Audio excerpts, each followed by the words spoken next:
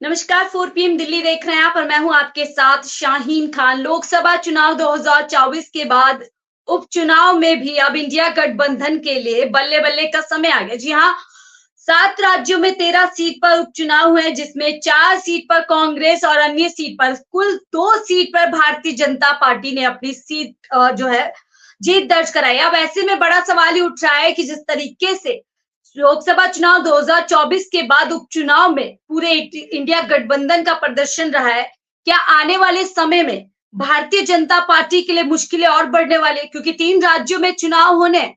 ऐसे में क्या पूरी तरीके से भारतीय जनता पार्टी का हिंदुत्व का मुद्दा, नफरत की राजनीति जनता ने पूरी तरीके से ठुकरा दी? इस पर ज्यादा बातचीत करने के लिए हमारे साथ कांग्रेस के नेता हैं अनवर मिर्जा जी, वो जुड़ रहे हैं, जो लगातार हमसे हर मुद्दे पर बातचीत करते रहते हैं।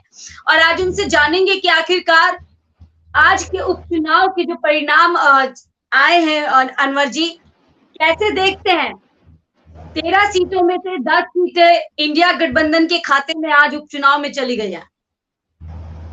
देखिए, ये कांग्रेस पार्टी की और राहुल गांधी जी की मेहनत है, जो 10 साल से जनता के बीच में है।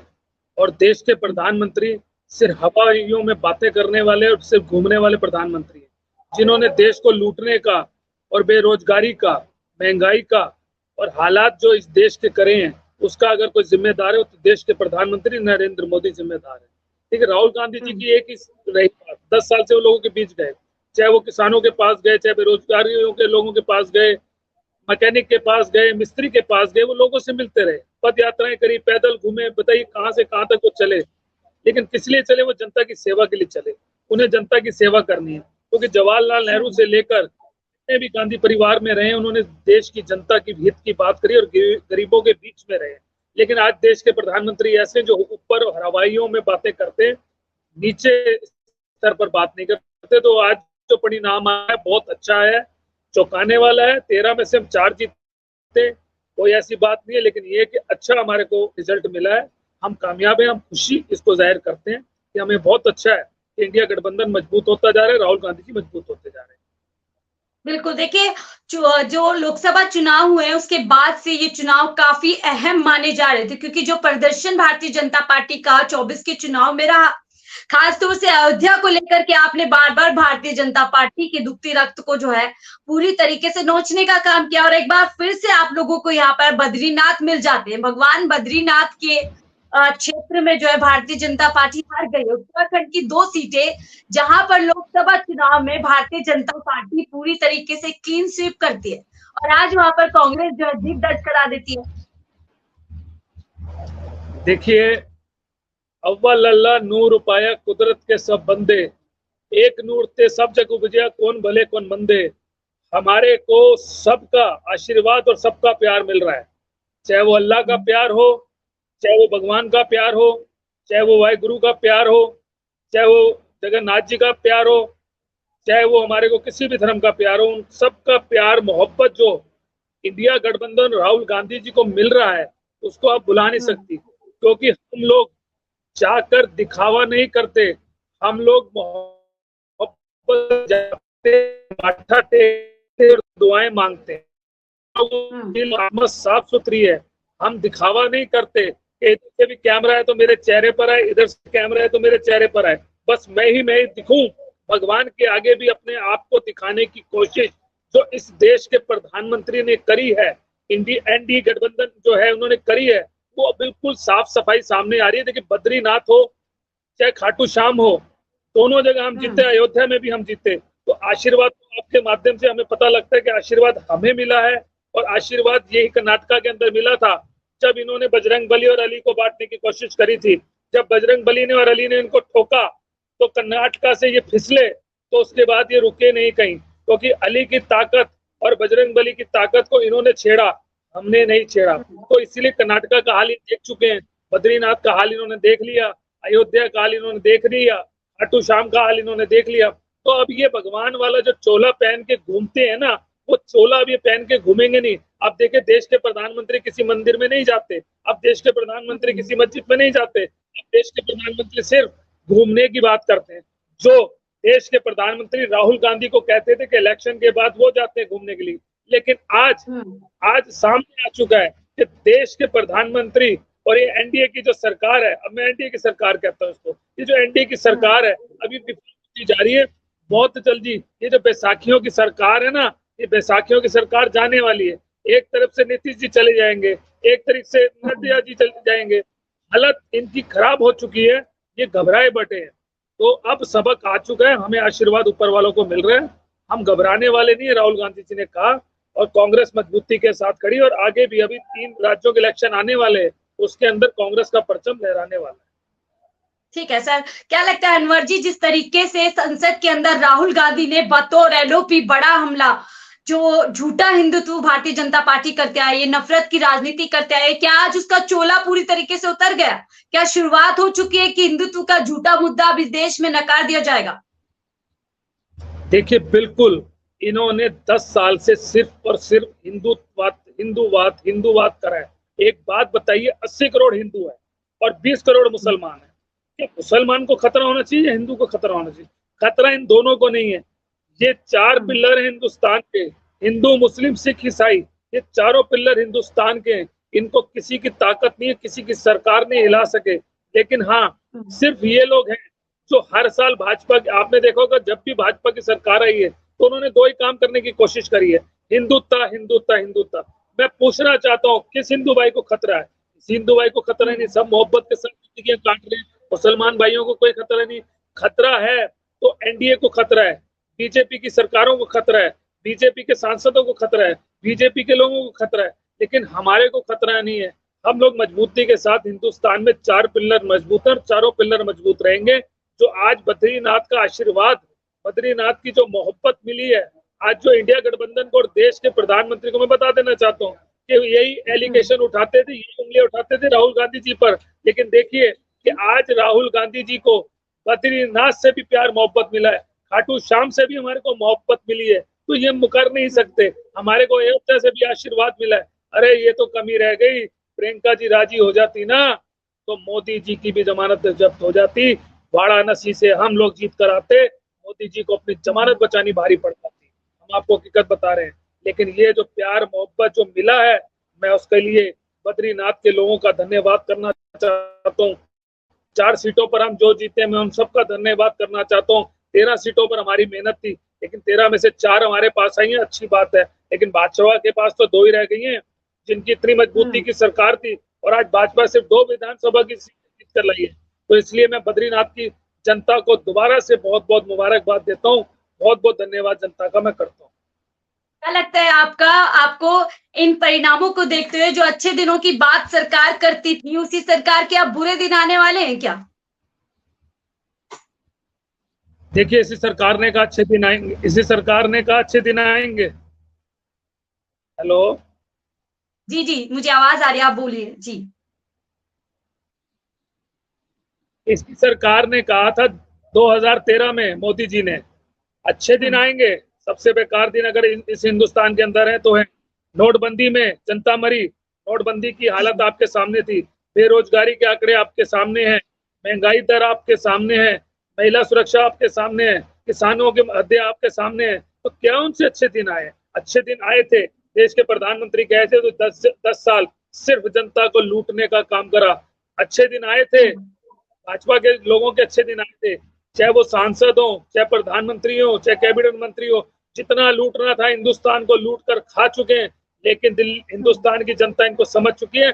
अब देश के प्रधानमंत्री का ड्रामा नहीं चलेगा कि आए और भावुक हो गए, आए मंदिरों में मत्थे टेक लिए। अरे बाहर जाके तो मुसलमानों को गले लगाते हो और अपने देश के मुसलमानों से नफरत करते हो, तो अब ये नहीं चलेगा। अब तो हिंदू मुस्लिम सिख ईसाई है, अब भाजपा जाना तय है।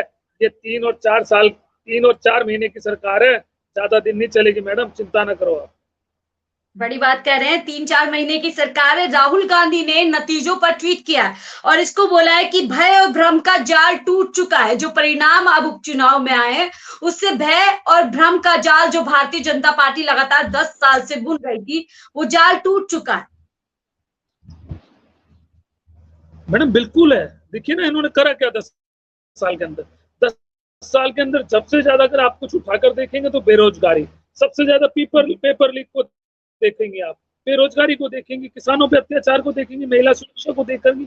इन्होंने कोई भी ऐसा काम नहीं करा इस देश के लिए जो देश की जनता इनके साथ आए।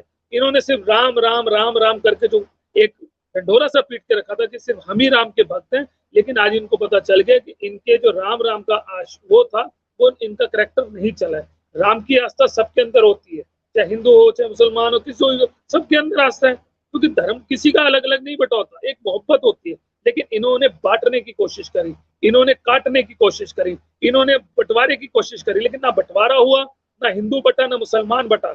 बटा है तो सिर्फ इनका समाज बटा है। इन्होंने सिर्फ और सिर्फ अपने आप को बांटने की कोशिश करी। आप देखिए अयोध्या के अंदर कितना प्यार मोहब्बत मिला, कितना हमारे को आशीर्वाद मिला अयोध्या के अंदर, हमारे को खाटू श्याम के अंदर कितना आशीर्वाद मिला।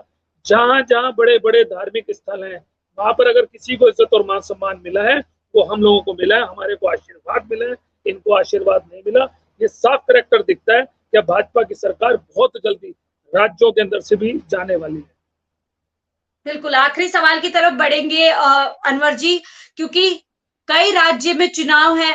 अगर हम बात करें छत्तीसगढ़ के अंदर चुनाव है, महाराष्ट्र में चुनाव है और इधर हरियाणा के अंदर चुनाव है, और अगर बात करें दिल्ली के अंदर भी 6 महीने के अंदर चुनाव होने।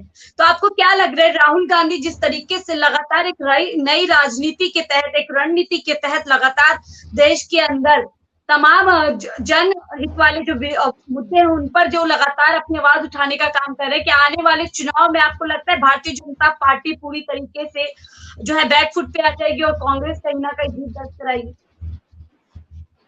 देखिए, हम बिल्कुल मेहनत की ताकत के साथ जाएंगे। जो हमने देश की जनता के मुद्दों को उठाया है, हम वही राज्यों में जाके जनता के मुद्दों को उठाएंगे और जनता के बीच में जाके उन सरकारों से पूछेंगे, जो सरकारें हैं, कि उन्होंने क्या करा है। हरियाणा के अंदर सबसे पहला जो सवाल बनता है वो किसानों का बनता है। सबसे दूसरा सवाल अगर कोई बनता है तो पहलवानों के साथ जो अत्याचार हो उनका बात बनता है, कि हरियाणा की जनता इनसे नाराज है।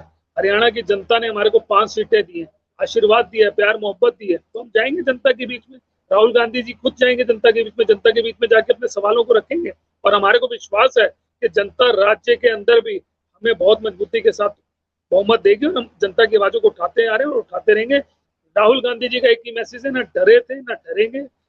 डंके की चोट पर पार्लियामेंट हो या सड़क हो, हम इनसे जवाब मांगेंगे। जितनी मर्जी कोशिश कर रहे राहुल गांधी जी को, देखिए ना कितना कोशिश करी राहुल गांधी जी को दबाने के लिए। 10 साल तक राहुल गांधी जी को दबाने की कोशिश करी, क्या क्या इन्होंने शब्द यूज करे राहुल गांधी पर। लेकिन आज देखिए राहुल गांधी जी कितना मजबूत चेहरा आज देश के अंदर है। आज अगर विपक्ष के अंदर कोई बैठा तो मजबूत चेहरा बैठा है। मजबूत चेहरे का मतलब है कि राहुल गांधी को यहाँ तक भी पहुंचाने के लिए देश के प्रधानमंत्री का ही आता है। क्यों? क्योंकि सारा दिन एक ही चीज टीवी चैनलों पर बैठ के हाय राहुल गांधी, हाय राहुल गांधी, हाय राहुल। अरे एक राहुल गांधी से पूरी भाजपा की टीम घबराई पड़ी, पूरा एनडीए घबराया बैठा था। तो आप देखिए कहाँ कन्याकुमारी से लेकर कहाँ तक वो पैदल गए। अरे मणिपुर राहुल गांधी जी कितनी बारी चले गए, जरा जाके तो देखो यार। देश के प्रधानमंत्री हो, डबल इंजन की सरकार है, जरा मणिपुर चले तो जाओ, मैं देखूं तो सही देश के प्रधानमंत्री जी क्यों घबरा रहे हो। राहुल गांधी जी साफ नजर आ रहा है जनता को। आप अनवर जी कहना चाहते हैं कि फर्क लोगों को साफ नजर आ रहा है कि एक तरफ राहुल गांधी है जो जनता से जुड़े हुए मुद्दों से लगातार संवाद करने की कोशिश करते हैं, वहीं प्रधानमंत्री मोदी जो केवल सिर्फ और सिर्फ बात कर रहे हैं। बिल्कुल बिल्कुल मैडम, सिर्फ देश के प्रधानमंत्री ने जुमलेबाजों की सरकार रही और जुमलेबाजियां करी हैं। मुझे एक देखिए ना कितना दुर्भाग्य है कि बिहार के अंदर पुल पे पुल गिर रहे हैं, पता नहीं कैसे गिर रहे हैं। और ऐसी सरकार गिरने वाले, चिंता ना करिएगा, बहुत जल्दी सरकार भी गिरने वाली है।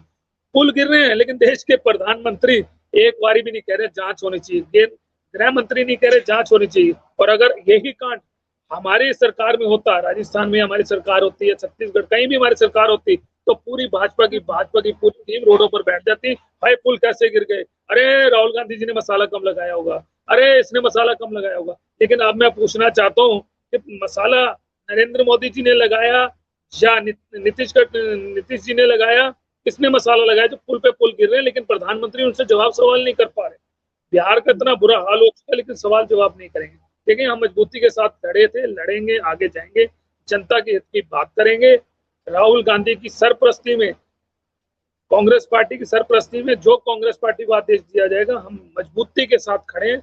हम चारों राज्यों में जीतेंगे और दिल्ली भी हमारा बहुत बढ़िया पॉइंट रहेगा, क्योंकि दिल्ली के अंदर हम लोग कार्यकर्ता मेहनत कर रहे हैं। देवेंद्र यादव जी की सरपरस्ती में राहुल जी का आदेश हमें मिल चुका है। हम बिल्कुल दर दर जा रहे हैं, लोगों से मिलना शुरुआत हमने चालू कर दी। बिल्कुल, बहुत-बहुत शुक्रिया हमसे अनवर जी जुड़ने के लिए, क्योंकि मौका बहुत ही खास था जहां आज उपचुनाव में कहीं न कहीं इंडिया गठबंधन का डंका बज चुका है, तो वही भारतीय जनता पार्टी के लिए मुश्किल समय, क्योंकि पहले लोकसभा चुनाव में इतनी बुरी हार कि 240 पे जाकर के विजय रथ रुक जाता है, वहीं अब उपचुनाव में महज़ 2 सीट 13 में से महज़ 2 सीट भारतीय जनता पार्टी जीती है। ऐसे में कहीं न कहीं मंथन करने की ज़रूरत है और सोचने की ज़रूरत है, क्या हिंदुत्व का मुद्दा अब जनता ने पूरी तरीके से नकार दिया। जनता अब क्या राहुल गांधी जिस तरीके से लगातार बोलते हैं कि मुद्दों पर चुनाव चाहती है, मुद्दों पर वो इस बार सरकार चाहती है, यानी गरीबी, महंगाई, बेरोजगारी, तमाम ऐसे मुद्दे हैं जिस पर अब जनता बढ़ चढ़ करके उनके खिलाफ या उनके समर्थन में वोट करे, और शायद इसीलिए उपचुनाव के अंदर भारतीय जनता पार्टी एक बार फिर से मुंह की खाती है। फिलहाल के लिए मुझे दीजिए इजाजत। आप देख रहे थे 4 PM दिल्ली।